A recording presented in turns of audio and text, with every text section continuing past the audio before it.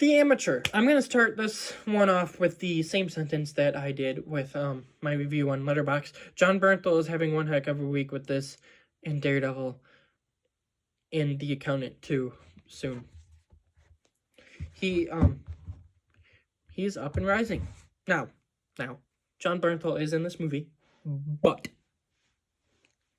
not for a big part, He's in a little bit at the beginning and then towards the end. Hopefully this gets a sequel, and then he's in it more. But what did I think of The Amateur? At first, I gave this a 3. I had it a little bit lower. I thought it was a pretty good one, and the more I sat with it, it raised for me. It definitely raised. I think it's way better than I thought it was at first. Like right here. This is a line from my Letterboxd review.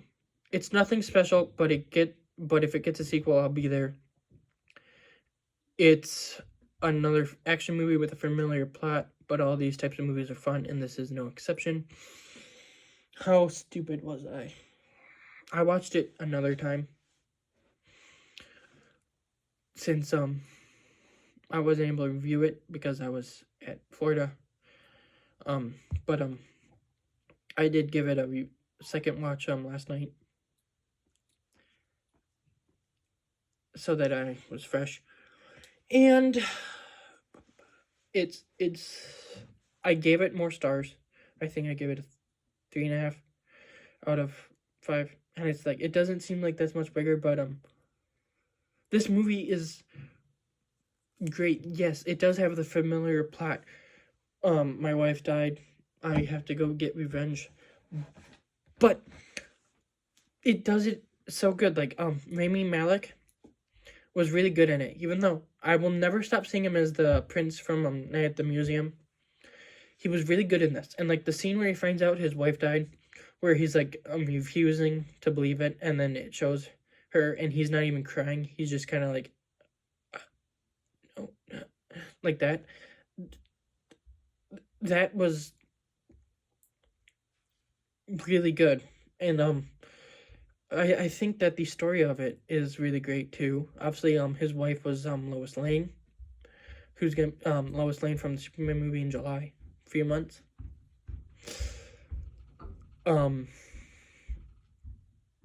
It is still kind of like generic, and it's like, but in a good chunk of the ones I've seen, they do get revenge, and like they finish the job. They kill the dude. But in this, the guy who pulled the trigger doesn't end up dying. He gets arrested, and I thought that was a neat little twist. Obviously, I've seen movies before where the guy survives. At least I think so. But this one does it good. Lawrence Fishburne, I think, is this generation's Morgan Freeman. And by that I mean he shows up in all like he's in Fantastic Four, Rise of Silver Surfer. He's in the John Wick movies. He's in Ant-Man and the Wasp. He's in the Matrix films. He's in this. He shows up in a lot of places, and it's like in all of them he doesn't even have these bigger roles. And it's like that's Morgan Freeman. Like he does have big roles here and there, but he also does like smaller ones. But it's like when they show up, they have this voice that's just like kind but demanding and respectful, and like you have to respect them. So I think he's like this generation's Morgan Freeman. And I liked him in it. I thought he died at one point, and then he showed up at the end, and I was like, huh. Like, it took me a minute when I first saw it to realize he wasn't dead. Like, he showed up, and I was like, okay, you're just, like, throughout the movie, you were training him, so you're like, good job. And then, he was in the car, he walked away and stuff. Sorry, I'm messing with something. Anyway, he, walked away, and then, like, as I was watching, I was just like, wait, he's alive?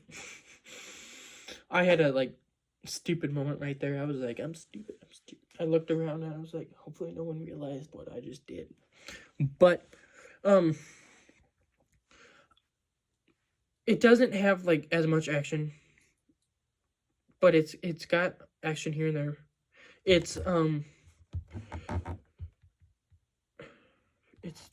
good. It's 123 minutes, so it's right under 2 hours. Now 123 minutes is over 2 hours, but you gotta take into account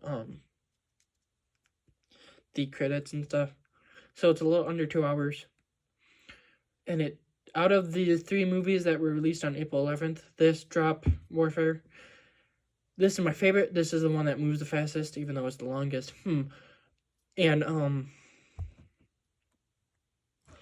the one thing I do gotta say about this, the marketing was like look out James Bond, look out John Wick, look out Jack Reacher, look out Ethan Hunt, blah blah blah. You got a new action hero. No, not yet. Not yet. No. He's better than James Bond. I gotta give him that. Yes, I'm not a James Bond guy.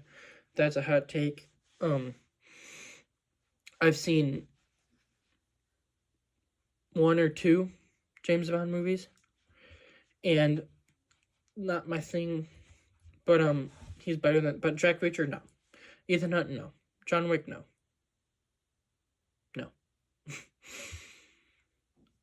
No. But I do think that the casting in this movie is pretty good. Like, we got Rami Malek, obviously we got Hulk McCallany, who he was in Justice League, I guess. I don't remember that. I haven't seen that Justice League in a while. He was in Jack Reacher, Never Go Back, which I think that might be where I'm remembering him from. He's gonna be in Mission Impossible 8. He was in The Losers. But so he's for people who have watched the movies. He's in Fight Club. He's in Alien 3. He's in The Iron Claw. I haven't seen those yet. I might watch a couple of them. But then obviously you got Rachel Brosnahan, who's gonna be Lois Lane soon. You have Lawrence Fishburne. You have John Bernthal, who was the standout for me. I already said that, but he's not in a lot, but what he is in, he's really, really good. And this is such a different character than the Punisher, because in this movie, the main character, obviously, his wife gets killed, and the Punisher is a character whose wife and kids got killed, so he knows what the pain feels like.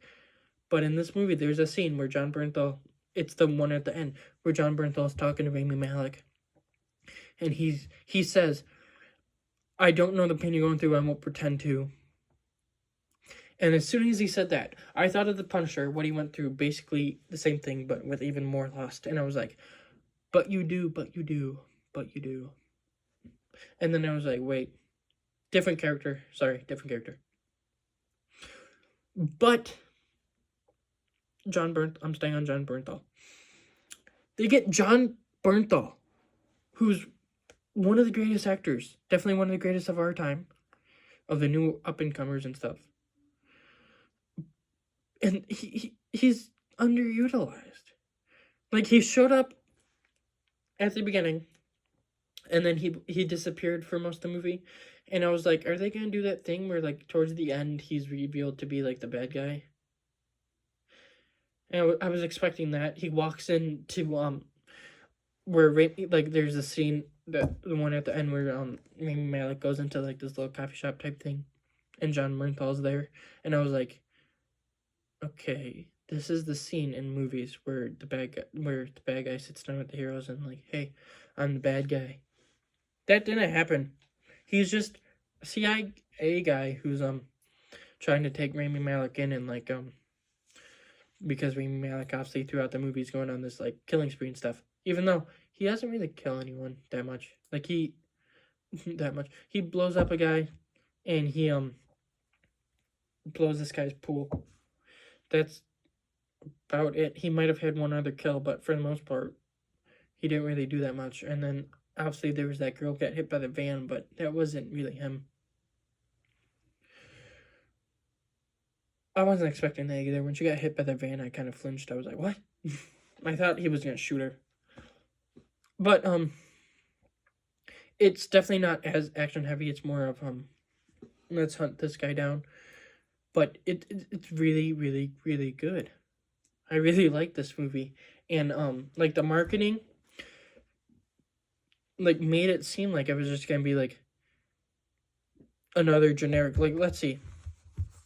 This year alone, these are 2025 movies I watched. There is The Working Man, Love Hurts, The Amateur, Novocaine, Flight Risk, if you want to call it that. And what are those all? Let's see. Action movies. Flight Risk is the least action of them, I would say. I don't know if that counts, but it's like action on a plane. Love Hurts is obviously the Valentine's action movie. Working Man was the revenge.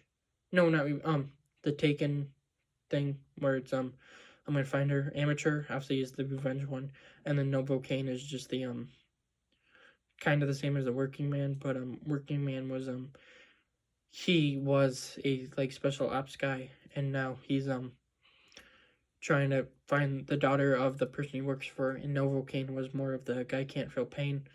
His girlfriend gets taken, so he uses his powers to find her. Now the Amateur is the second best of those. I think that the best so far is the can't feel pain one. Novocaine. And it's a really, really, really good action movie that I think the marketing made it look like it was just gonna be another generic mid of the road movie. And at first I thought it was.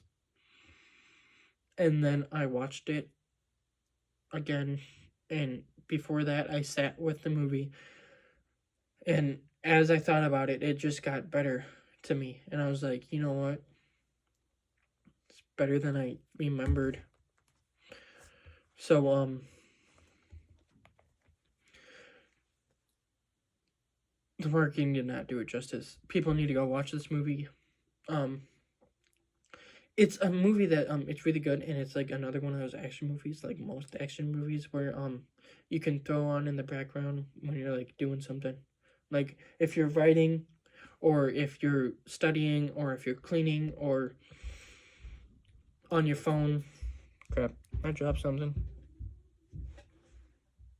I'll find it later. I found it. Sorry, I'm distracted, but or if like you're like on your phone or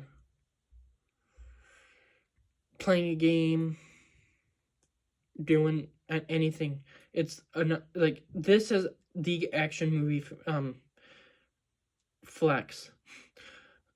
And they're not the like you can put them in on the background, and it's like it doesn't take a lot to digest. It's just fun movies that you can put on the background. But I would say that the only genre of movies that are like that universally are like comedies. Superheroes for me are like that, but at the same time I pay attention to those. So but like this and action movies, comedies, these are movies that like you can just put on in the background, and it's like you don't need to digest them as much and stuff like that. Like there are some here and there that you have to, not really comedies, more action movies, but all in all, but most part it's just easy to digest, fun. Comedies have fallen, haven't they? Maybe don't have that much comedies anymore. But anyway,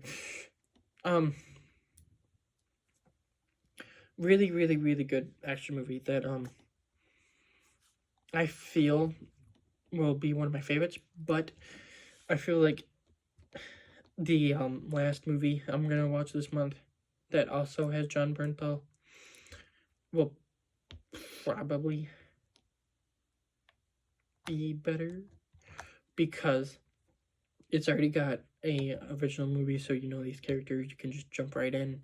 It's got Ben Affleck and Jon Bernthal, who I think are pretty good actors. I'll get to that when the movie comes out. But yeah, that's my review for The Amateur. I'm hoping that I can have a good chunk of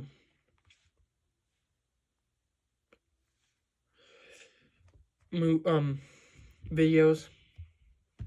Sorry, I got distracted. I was seeing if the guy who made The Amateur, the director, I've seen anything else from him. I have not. But hope you enjoy my videos. I know I'm not the most energetic person. My voice is mostly flat most of the time. I'm working on that. I need to find a way to be more energetic without feeling like I'm pushing it. But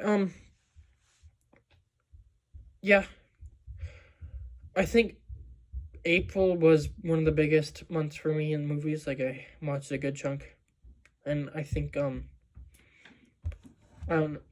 I think July is the only month this year that will get close to that. I watch a good chunk of movies, but new releases and stuff I'm careful with, because there's stuff that I don't really support that they put in movies and stuff, so I'm more on edge. But The Amateur is a really, really good movie that I deserves a watch, especially watching it after Warfare. I did Warfare Amateur Drop is the way I watched it, and I think that if I could change it, I would do Warfare Drop Amateur, because you get Warfare that obviously is heavy, isn't the funnest movie. Then you get Drop, which does take away from that, is a little bit more fun, and then you get the Amateur, which is the best of them, which is best for last, right?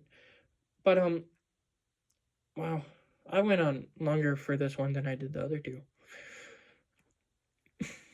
That's cool. That's cool. I'm getting longer. I'm being able to make the reviews longer, which is always something I'm happy to see, because then more for you guys, more. Anyway, watch it. Give it, in the comments if you have watched it. Please leave your opinions, thoughts, what you ranked the movie, what you thought about the movie, if you thought that Jon Bernthal was done just a little bit dirty, and if you want a sequel. I do, and in the sequel I want more Jon Bernthal. Anyway, that's my review of The Amateur. Hope you guys liked it, the review and the movie. See you guys soon.